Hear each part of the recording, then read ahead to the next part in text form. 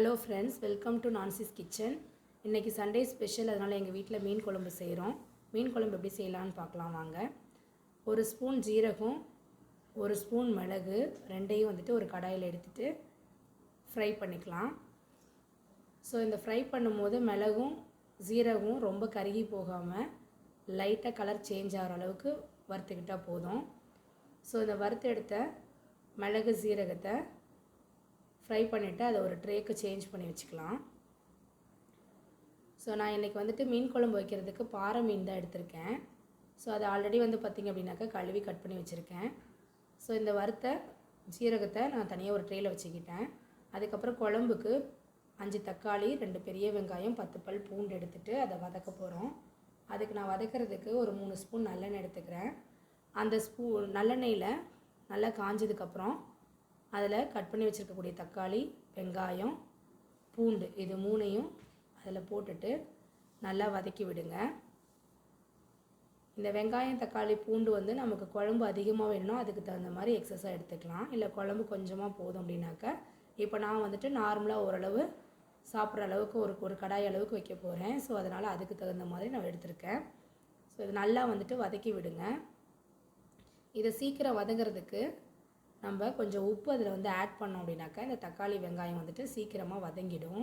So அதுக்காக நான் அதில் கொஞ்சம் கல்லுப்பு ஆட் பண்ணிக்கிறேன், 1 ஸ்பூனு. ஸோ அந்த கல்லுப்பு போடும்போது கல்லுப்பு போடலாம், கல்லுப்பு போட்டால் நல்லது, இல்லை தூளுப்பு கூட போட்டுக்கலாம். ஸோ இதை போட்டு என்ன பண்ணுறீங்கன்னா நல்லா கிளறி விடுங்க. ஸோ கிளறி விடும்போது இது சீக்கிரம் வதங்கிடும். அதுக்கப்புறம் ஒரு பெரிய எலுமிச்சம்பழம் அளவுக்கு புளி எடுத்து தண்ணியில் ஊற வச்சுக்கலாம். ஸோ அதை ஊறிக்கிட்டு இருக்கட்டும். அதுக்கப்புறம் நல்லா இந்த தக்காளி வெங்காயம் வதங்கிருச்சு. இது கொஞ்சம் நேரம் ஆறட்டும். ஆறுனதுக்கப்புறம் நம்ம மிக்சியில் போட்டு அரைச்சிக்கலாம். அதுக்கு முன்னாடி ஒரு 3 பீஸ் தேங்காய் எடுத்துகிட்டு அதை குட்டி குட்டியாக கட் பண்ணி அதை மிக்சி ஜாரில் போட்டுக்கோங்க. அதில் ஒரு பீஸ் இஞ்சி, ஒரு பெரிய பீஸாக இஞ்சி எடுத்துக்கிறேன். ஏன்னா குழம்பு அதிகமாக எடுக்கிறதுனால கொஞ்சம் பெரிய பீஸாக இஞ்சி எடுத்துக்கிறோம். அந்த இஞ்சியும் தோல் சீவிட்டு கட் பண்ணி போட்டுக்கோங்க. அதுக்கப்புறம் வறுத்து வச்ச இந்த ஜீரகம், மிளகு இருக்குல்லையே, அதையும் அதோட மிக்ஸ் பண்ணிக்கோங்க. மிக்ஸ் பண்ணிவிட்டு ஃபஸ்ட்டு தண்ணி விடாமல் கொஞ்சம் அரைச்சி எடுத்துக்கலாம். ஏன்னா தண்ணி விட்டோம்னா அது ஒரு மாதிரி அரைக்கிறதுக்கு திப்பி திப்பி ஆகிடும். ஸோ அதனால் கொஞ்சம் ஃபஸ்ட்டு தண்ணி விடாமல் அரைச்சிட்டு அதுக்கப்புறம் அதுலேயே கொஞ்சம் தண்ணி ஊற்றி மிக்ஸ் பண்ணிவிட்டு அதையும் சேர்த்து அரைச்சி எடுத்துக்கலாம். ஸோ இந்த அரைச்சி வச்ச விழுதை ஒரு பவுலுக்கு சேஞ்ச் பண்ணிக்கலாம். அதுக்கப்புறம் அதே மிக்சி ஜாரில் வதக்கி வச்ச அந்த தக்காளி, வெங்காயம், பூண்டு இதையும் போட்டுட்டு அந்த வதக்கி வச்ச கடாயில் கொஞ்சம் தண்ணி விட்டு அதையும் அலம்பி அதோடு ஊற்றி இதையும் பேஸ்ட் மாதிரி அரைச்சி எடுத்துக்குவோம். ஸோ இது ஊற்றுறதுனால குழம்பு நல்லா திக்காக இருக்கும். ஸோ இதை அரைச்சி நல்லா பேஸ்ட்டாக எடுத்து இதையும் ஒரு பவுலுக்கு ட்ரான்ஸ்ஃபர் பண்ணி வச்சுக்கலாம். குழம்பு தாளிக்கிறதுக்கு 3 பச்சை மிளகாய், 3 இல்லைன்னா 4 பச்சை மிளகாய், சின்ன வெங்காயம் ஒரு 15, கருவேப்பிலை தாளிக்கிறதுக்கு கரைச்சி வச்சுருக்கிறேன், புளி கரைச்சல், அதுக்கப்புறம் 1 ஸ்பூன் வெந்தயம், தக்காளி, வெங்காயம் விழுது, தேங்காய் பேஸ்ட், இது எல்லாத்தையும் எடுத்து வச்சுக்கலாம். இப்போ அடுப்பை பற்ற வச்சுட்டு அதில் கடாய் வைங்க. இதில் திரும்பவும் நான் நல்லெண்ணெய் தான் சேர்க்குறேன். நல்லெண்ணெய் ஒரு 3 ஸ்பூன் எடுத்துக்கலாம். ஏன்னா நல்லெண்ணெய் சேர்க்கும் போது மீன் குழம்பு அவ்வளோ ருசியாக இருக்கும். நீங்கள் வேறு ரெகுலராக ஏதாவது ஆயில் சேர்க்குறது தான் என்ன சமைக்கிறதுக்கு சேர்க்குறீங்களோ அதையும் நீங்கள் ஆட் பண்ணிக்கோங்க. இல்லைன்னா நான் இப்போது நல்லெண்ணெய் தான் எடுத்திருக்கேன். எண்ணெய் நல்லா காஞ்சிடட்டும். காஞ்சதுக்கப்புறம் அதில் 1 ஸ்பூன் வெந்தயம் போடுங்க. வெந்தயம் நல்லா ப்ரௌனாக ஃப்ரை ஆகட்டும், ரொம்ப கருகிடக்கூடாது. மீன் குழம்புக்கு வெந்தயம் போட்டு தாளிக்கும் போது ரொம்ப டேஸ்டியாக ஸ்மெல்லு நல்லாயிருக்கும். ஸோ அந்த கலர் மாறுற வரைக்கும் வெந்தயத்தை நல்லா வறுத்துக்கோங்க. அதுக்கப்புறம் அதில் தாளிக்கிறதுக்கு வச்சுருக்கக்கூடிய கருவேப்பிலை 2 கொத்து அதை போட்டுக்கோங்க. அதுக்கப்புறம் அதில் கட் பண்ணி வச்சுருக்கக்கூடிய வெங்காயம், சின்ன வெங்காயம், அதுக்கப்புறம் பச்சை மிளகாய் இதையும் அதில் போட்டுட்டு நல்லா வதக்கி விடுங்க. ஸோ அந்த வெங்காயம் பார்த்திங்க அப்படின்னா கண்ணாடி பதம் அளவுக்கு வதங்கினா போதும், ரொம்ப கருகிடக்கூடாது. கொஞ்சம் லைட்டாக அந்த கண்ணாடி பதம் மாறி கொஞ்சம் லைட்டாக ஃப்ரை ஆகட்டும். அது வரைக்கும் நம்ம நல்லா வதக்கிக்கலாம். பாருங்கள், கலர் மாறி அந்த கொஞ்சம் லைட்டாக ப்ரௌனிஷ் ஆகிடுச்சு. இப்போது அரைச்சி வச்சுருக்கக்கூடிய தக்காளி விழுது அதில் ஆட் பண்ணுங்கள். அந்த மிக்சி ஜாரில் கொஞ்சம் தண்ணி விட்டு அலம்பி அதிலே ஊற்றிக்கலாம். ஊற்றிட்டு இந்த கலவையை நல்லா கலக்கி விடுங்க.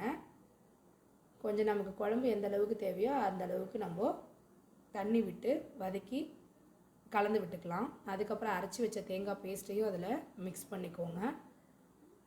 நல்லா 2 கலவையும் நல்லா மிக்ஸ் பண்ணிக்கோங்க. பிறகு நம்ம கரைச்சி வச்சுருக்க புளி கரைச்சல் அதையும் வந்துட்டு அதோட ஊற்றிக்கோங்க. இந்த 3 கரைசலையுமே நல்லா மிக்ஸ் பண்ணி விடுங்க. மிக்ஸ் பண்ணி விட்டுட்டு நமக்கு குழம்பு எந்த அளவுக்கு வேணுமோ அந்த அளவுக்கு தண்ணி சேர்த்துக்கோங்க. ரொம்பவும் தண்ணியாகவும் ஆயிடக்கூடாது, ரொம்ப கெட்டியாக இல்லாமல் உங்களுக்கு எந்த அளவுக்கு பதம் தேவையோ அந்த அளவுக்கு ஓரளவு திக்கான பதத்துலேயே குழம்பு இருக்கட்டும், அப்படின்னா டேஸ்ட்டாக இருக்கும். ஸோ இது நான் கொஞ்சம் அதிகமான குவான்டிட்டியில் தான் நான் குழம்பு வைக்கிறேன். கொஞ்சம் தண்ணி நான் ஆட் பண்ணிக்கிறேன். இப்போது இந்த குழம்புக்கு தேவையான மசாலெல்லாம் நம்ம சேர்த்துக்கலாம். மசால் சேர்க்குறப்போ என்னென்ன சேர்த்துக்கிறோன்னு சொல்கிறேன். அதில் வந்து கொஞ்சம் உப்பு போட்டுக்கோங்க. உப்பு உங்கள் டேஸ்ட்டுக்கு தகுந்த மாதிரி தேவையான அளவு போட்டுக்கோங்க. ஏன்னா ஆல்ரெடி நம்ம வதக்கிக்கிறதுக்கு உப்பு போட்டிருக்கோம். அதுக்கப்புறம் 1 டீஸ்பூன் மஞ்சத்தூள், 3 ஸ்பூன் மிளகாய்த்தூள், 3 டேபிள் ஸ்பூன் மிளகாய்த்தூள், ஒரு 4 டேபிள் ஸ்பூன் மல்லித்தூள், இதெல்லாம் சேர்த்து நல்லா மிக்ஸ் பண்ணி விடுங்க. இந்த தூளெல்லாம் கொஞ்சம் கட்டினா நம்ம குழம்பு ஸ்டவ்லேயே வச்சு பண்ணும்போது கொஞ்சம் கட்டி கட்டியாக ஆகிற மாதிரி இருக்கும். ஸோ கரண்டி வச்சு நல்லா நம்ம என்ன பண்ணலான்னா இதை நல்லா கலக்கி விட்டுக்கோங்க. ஸோ இந்த தூளெல்லாம் நல்லா மிக்ஸ் ஆகிட்டு குழம்பு நல்லா கொதிக்கட்டும். குழம்பு ஒரு 10 நிமிஷம் கொதிக்கட்டும். கொதித்து ஒரு 10-15 நிமிஷம் கொதிக்கட்டும். அப்போ அந்த குழம்பு திக்காக மசால் வாடையெல்லாம் போயிடும். அதுக்கப்புறம் க்ளீன் பண்ணி வச்சுருக்கக்கூடிய மீன் பீஸை அதில் போடலாம். மீன் பீசஸ்லாம் போட்டதுக்கப்புறம் ஒரு 5 மினிட்ஸ் கொதி வந்தால் போதும். ரொம்ப நேரம் கொதிக்கக்கூடாது, ஏன்னா மீனில் அதில் சதையெல்லாம் வந்துட்டு கலண்டு போயிடும். ஸோ அதை போட்டு ஒரு 5 நிமிஷம் இப்படி போட்டதையும் கொஞ்சம் நேரம் விட்டு திரும்ப ஒரு பரட்டி விடுங்க. ஒரு 5 நிமிஷம் கொதிச்சா போதும். அதுக்கப்புறம் அதில் மல்லித்தலையை கட் பண்ணி வச்சுருக்கக்கூடிய மல்லித்தலையை தூவி விட்டுருங்க. இப்போது அந்த குழம்பு நல்லா ஸ்மெல்லோட சூப்பராக இருக்கும், டேஸ்ட்டாகவும் இருக்கும். நீங்கள் இதே மாதிரி செஞ்சு பாருங்கள் ஃப்ரெண்ட்ஸ். ஒரு கிளறி விடுங்க. ஸோ இந்த குழம்பு எப்படி இருக்குன்றதை நீங்கள் வீட்டில் ட்ரை பண்ணி பாருங்கள். ட்ரை பண்ணி பார்த்துட்டு எனக்கு கமெண்ட் பண்ணுங்கள். சப்ஸ்கிரைப் பண்ணுங்கள் எங்கள் சேனலை.